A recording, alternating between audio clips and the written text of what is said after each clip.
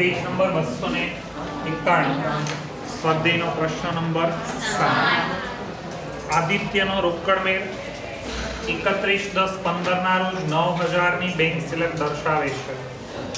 ટાઇટલમાં લખાશે 31/10/15 આદિત્યનો રોકડ મેળ। રોકડ મેળ બોલો શું દર્શાવે છે? બેંક સિલક। તો પહેલા લખાશે રોકડ મેળ મુજબ બેંક સિલક। રોકડ મેળ મુજબ બેંક સિલક એટલે સામેની બાકી જો રોકડ મેળ મુજબ બેંક સિલક એટલે કઈ બાકી ઉધાર બાજુ પર કેટલા રૂપિયા લખવાના 9000। 51000 નો ચેક બેંકમાં ભરેલો એમાં 41000 નો ચેક 31/10 સુધી બેંકમાં જમા થયેલા છે। કઈ બાજુ કેટલા લખાશે? ઉધાર બાજુ 10000 बैंक में भरेल परंतु जमा नहीं थયેલ છે। કયા મહિનાનો ચેક છે? 10મા મહિના। 10મા મહિના સુધીમાં જમા પણ થઈ ગયા છે। કેટલાના ચેક બેંકમાં ભરેલા છે? ચેક બેંકમાં ક્યારે ભરો? चेक आवे तो रोकड़ मेल में उधार, पासबुक में जमा। रोकड़ मेल में उधार કેટલા કર્યા? 51000। જેમાંથી 41 ના ચેક 10મા મહિનામાં બેંકમાં જમા થઈ ગયા। બેંકમાં જમા થઈ ગયા એટલે ક્યાં જમા થયા? પાસબુક। કેટલા જમા થયા? 21। હવે બોલો 10000 કઈ બાજુ પર? उधार 10 के जमा 10? कई बाजू કેટલા ઘટે છે? बैंक में भरेल परंतु जमा नहीं થયેલ છે। હવે છે શબ્દ છે એની જગ્યાએ નથી હોય તો છે શબ્દ છે એની જગ્યાએ નથી તો 41000 ના ચેક જમા થયા નથી। સ્પષ્ટ આપી દીધો તો એને શું કરી દેવાના? જમા। 2300 નો એક ચેક લખેલો રોકડ મેળમાં નોંધેલો રોકડ મેળમાં નોંધાઈ ગયો તો બાકી ક્યાં રહી ગયો? લેણદારને આપવાનો રહી ગયો। બોલો કઈ બાજુ કેટલા? લખેલ પરંતુ લેણદારને આપવાનો रही गई છે। કઈ બાજુ આવશે? ચેક લખેલો છે ચેક લખો તો ચેક આવે કે ચેક જાય? બોલો ચેક જાય તો રોકડ મેળમાં પાસબુકમાં વાંચો તો ક્યાં નોંધાઈ ગયો છે? રોકડ મેળમાં નોંધેલો છે પણ પેલા ગ્રાહકને લેણદારને આપો તો એ લઈને ક્યાં નો જઈ શકે નહીં। તો કોની નોંધ બાકી હોય? બોલો કઈ બાજુ લખાશે? ઉધાર બાજુ કેટલા રૂપિયા?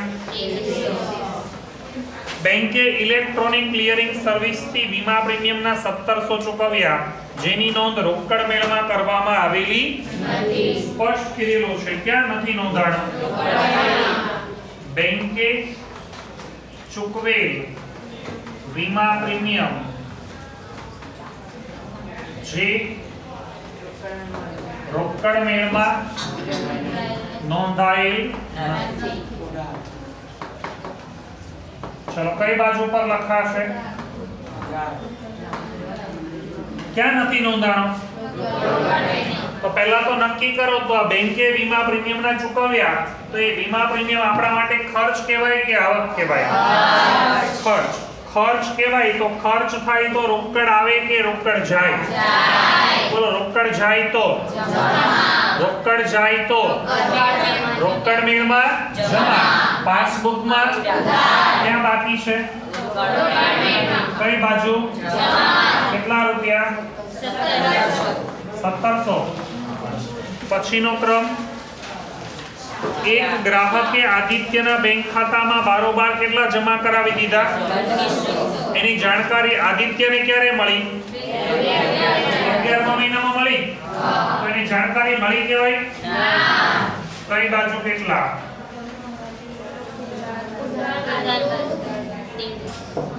કઈ બાજુ પર કેટલા ગ્રાહકે બારોબાર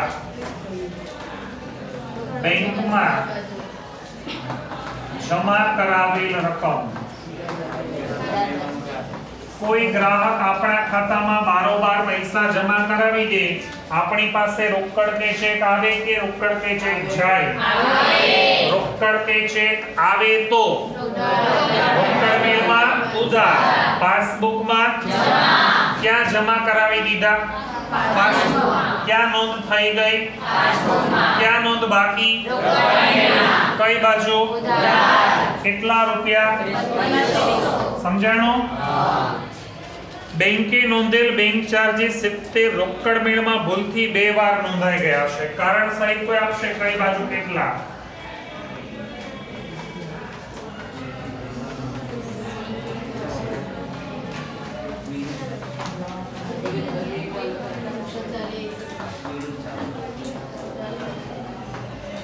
રોકડ મેળમાં 2 વાર નોંધાઈ ગયા ને કઈ બાજુ કેટલા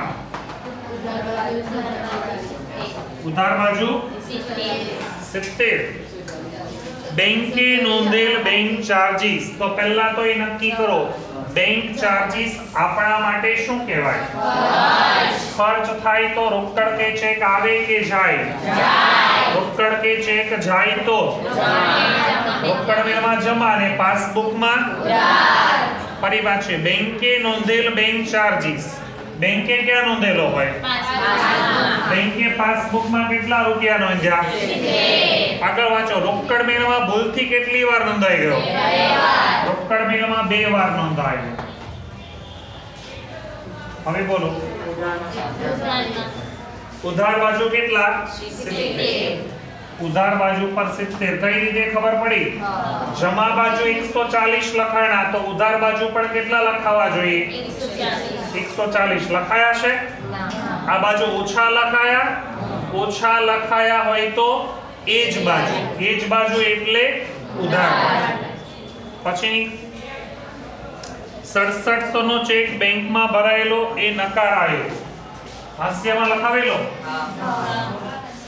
બેંકમાં ભરેલો ચેક નકારાયો ચેક કે હુંડી નકારાય હંમેશા જમા બાજુ લખાય બોલો જમા બાજુ કેટલા 6750 કયો ચેક નકારાય તો ઉધાર બાજુ લખાય 1320 નો ચેક બેંકમાં ભરેલો જેની નોંધ રોકડ મેળમાં નથી પાસબુક દ્વારા વસૂલ 4780 ના ચેક લખેલા 1770 ના ચેક 211 રજૂ થયા કઈ બાજુ પર કેટલા આવશે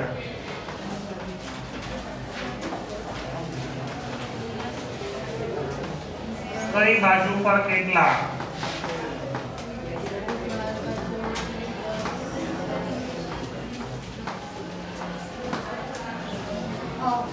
કેટલા આવશે કેટલાના ચેક લખેલા 4780 ચેક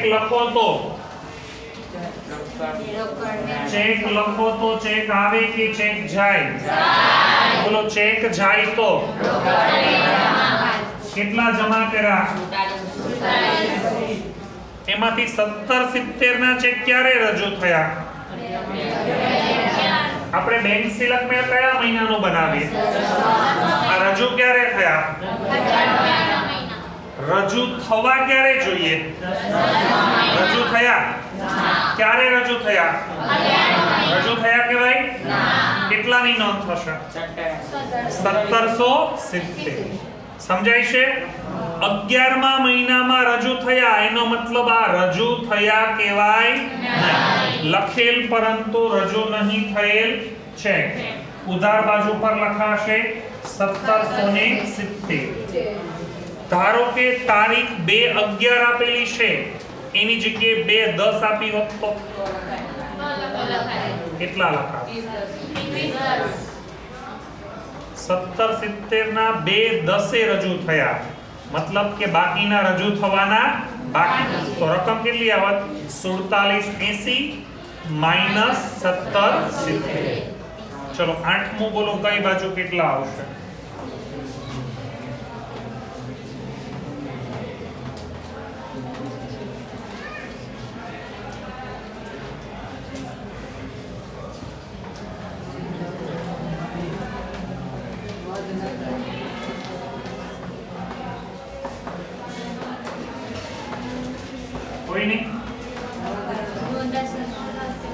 કઈ બાજુ પર કેટલા આવશે?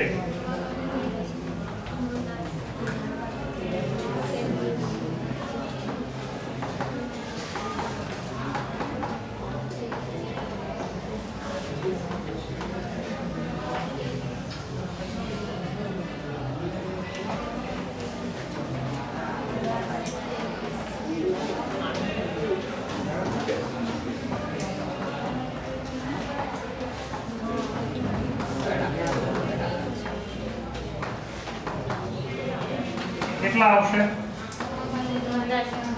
નોંધાશે નહીં. કેવો આવે? નોંધ થશે નહીં. નોંધ થશે. શું કામ નોંધ નહીં થાય?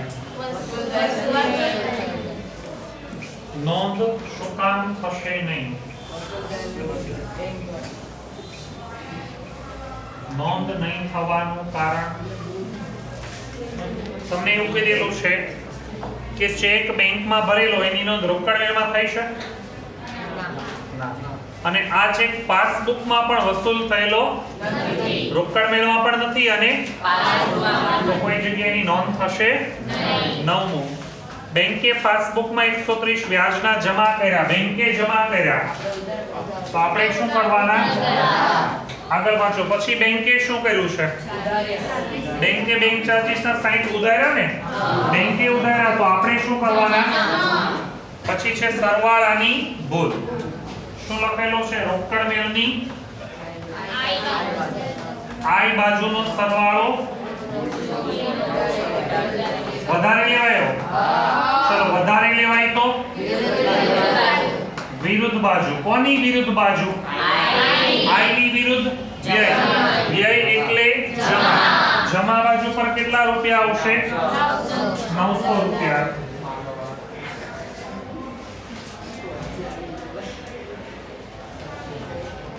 એની પછી નંબર 11, બેંકમાં વટાવેલી લેણી હુંડી નકારાય અને નકરામણી ખર્ચ. બોલો. બેંકમાં વટાવેલી લેણી હુંડી નકારાય અને નકરામણી ખર્ચ કઈ બાજુ પર કેટલા આવશે? કેટલા રૂપિયા? 1200 લેણી હુંડી. નકરામણી ખર્ચ છે કઈ છે? 1220. ચેક કે હુંડી નકારાય હંમેશા જમા. કયો ચેક નકારાય તો ઉધાર આવે? એમાં લખેલો ચેક છે. એની પછી છેલ્લો 12 તારીખ કઈ બાજુ પર આવશે?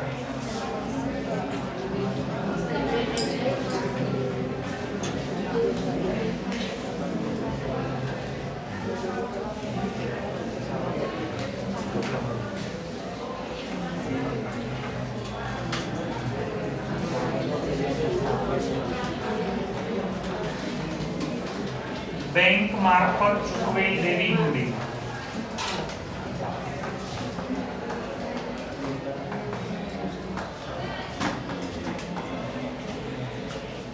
એક માસ બાદ પાકતી 700 ની દેવી હુંડી. પહેલો પ્રશ્ન, દેવી હુંડી એટલે આપણે પૈસા દેવાના હોય કે લેવાના હોય? લેણી હુંડી એટલે આપણે પૈસા લેવાના. આ કઈ હુંડી છે? દેવી. તો આપણે નાણાં દેવાના. દેવી હુંડી એટલે દેવાના, લેણી હુંડી એટલે લેવાના.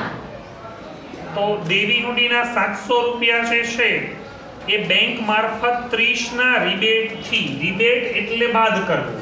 રિબેટ એટલે એમાં શું કરવાનું આવે? બાદ. 30 રૂપિયાના રિબેટ વટાવથી વટાવેલી ચૂકવેલી છે જેની નોંધ રોકડ મેળમાં થયેલી નથી. તો ક્યાં થઈ ગઈ હોય? ક્યાં નોંધ થઈ ગઈ હોય એની? ચલો, બેંકે દેવી હુંડીના નાણાં ચૂકવ્યા તો બેંક આપણા પૈસા ચૂકવે કે એના ચૂકવે? પણ એ પોતાના ચૂકવે કે આપણા ખાતામાંથી? તો આપણા જ પૈસા જાય ને. તો બેંકે દેવી હુંડીના નાણાં ચૂકવ્યા, રોકડ કે ચેક આવે કે જાય? રોકડ મેળમાં જમા, પાસબુકમાં ઉધાર. પણ એમાં 700 રૂપિયા છે, એમાં 30 રૂપિયાનો શું છે? રિબેટ. એ શું કરવું પડે? બાદ. તો બાદબાકી કેટલી આવે? 670. 670 કઈ બાજુ પર લખાશે? ક્યાં બાકી છે? રોકડ મેળમાં. તો કઈ સાઈડ પર આવશે? જમા. જમા સાઈડ પર 670 એક લીટી છોડીને સરવાળો.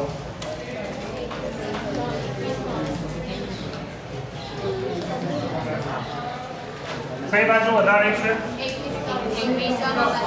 જમા બાજુ. કેટલા? 21300. તો બંને બાજુ લખાય 21300. ઉધાર બાજુ ઘટતી રકમ કેટલા? 48 30. 48 30. શરૂઆત કરેલી રોકડ મેળથી. તો નીચે જવાબ શેનાથી લખો? પાસબુક મુજબ કઈ બાજુ ઘટે છે? ઉધાર. પાસબુક પ્રમાણે સમજો ઉધાર બાકી. પાસબુક મુજબ ઉધાર બાકી એટલે એને શું કહેવાશે? Bank overdraft.